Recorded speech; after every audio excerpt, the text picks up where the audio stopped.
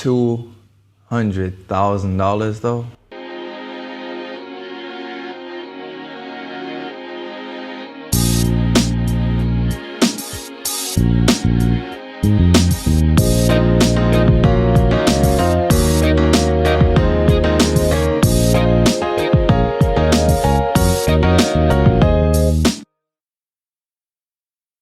Hi everyone, and welcome to Shaluso. And yes, today we're going to be looking at why the Patek 5981R is so expensive. But first, I'd like to give a big thanks to RX8 Golden Shield for lending in this amazing watch. You can check out their links in the description below. But let's get right into it. So $200,000. That's the upper cap of where the prices of this watch are reaching.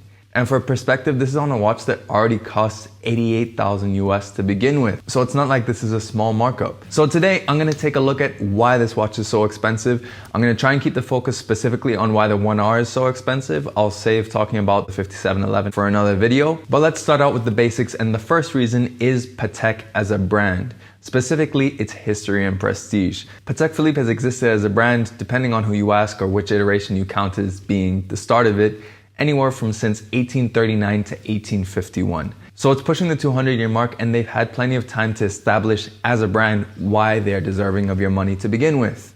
There's everything from all the different innovations they've done. They invented the perpetual calendar in a wristwatch, the annual calendar, the split-second chronograph. Several times have they created the world's most complicated watches. They've shown that they know how to make watches to not just a high level, but to take it to another level.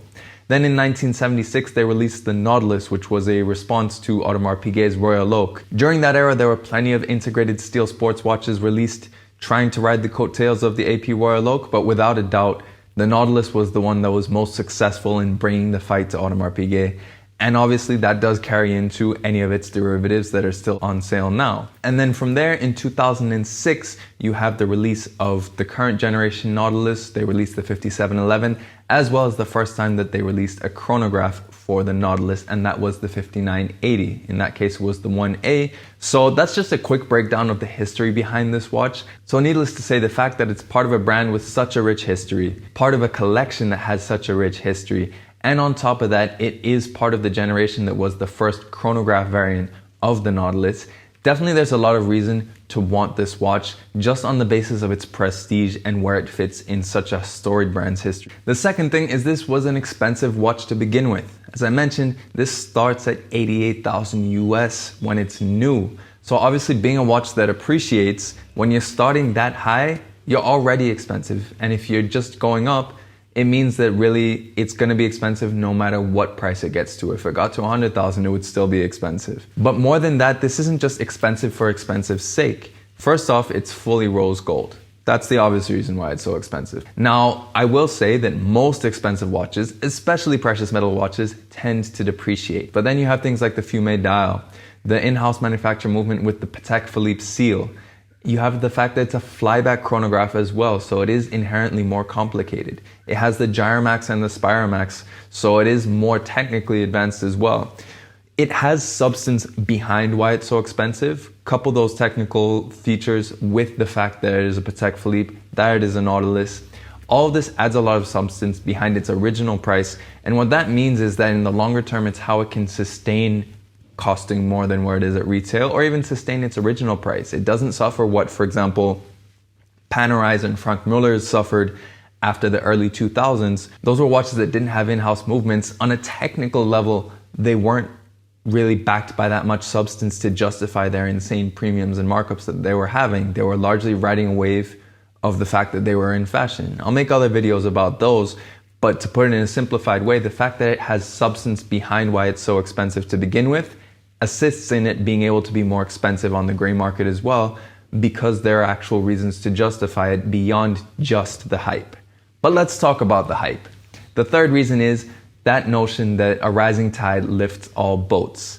Now, this doesn't carry for all hot watches. For example, if you look at the Rolex Daytona, the full gold version still has a chance of depreciating a little bit, or if it does appreciate, it's very little. The same thing happens with the Nautilus's direct competitor, the Royal Oak. Its rose gold version starts around 50,000 and it stays around there. It doesn't apply to all, but in the case of the Nautilus, the hype is so strong for it That definitely carries over into the 5981R. But there's another level to it. While the Nautilus is very revered and definitely deserves its own video, it's revered for its perceived scarcity. If you look online on Chrono24, you can find around 370 Nautiluses in steel for sale. If you do the same search and look for the 1R full bracelet, you can find around 150 of those for sale on Chrono.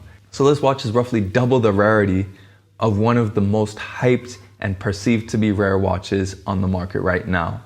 This is genuine scarcity versus just perceived scarcity, and that makes a huge difference. One of the reasons why it's so scarce is because obviously they don't produce that many. And one of the reasons why it's not so available is because not everyone has the original retail of 80,000 to buy this watch to begin with. So that means that there's less scope for it to be able to be available. One thing that people don't realize with all the hype around steel watches is that inevitably there will always be less of the precious metal ones, and that should contribute to their hype. It doesn't a lot of the time, but in this case it actually does. That genuine scarcity combined with the fact that it's a variant on an already hot watch mean that it contributes to its price going up a lot higher. And then the last thing, and this is something that happens to all hyped watches, all watches that people have their eyes on, and that is the notion of discontinue. This is especially pertinent because if we look at the history of this line, the 5981A was discontinued in 2014. That was 8 years after it was originally released, and that was the same year that the 5990 travel time was released. So what I'm trying to say is that most likely I would imagine that soon enough they will release a full gold version of the 5990, at which point they won't have much reason to keep the 5981R around. So that looming specter of discontinuing does have some foundation in reality in the next few years. It might not be this year or next year, but maybe 2022. And on top of that, whenever a watch is hot when it's in current production, the notion of discontinuation will always drive up the price a little bit more, as collectors, as dealers think that the supply of new ones will completely stop. It's hard enough to get them already. Imagine when they're discontinued. In my opinion, when a watch is discontinued, that's the only time it has a right to be worth over retail.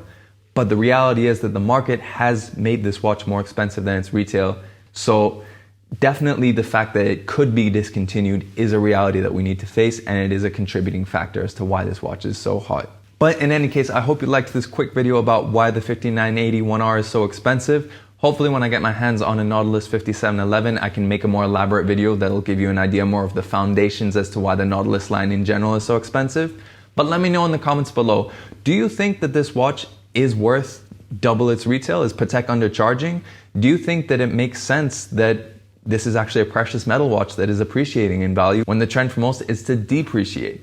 Let me know in the comments below which Nautilus you would get if it was your own money, which Nautilus you would get if you weren't allowed to resell it. I think that makes a big difference in what people would choose.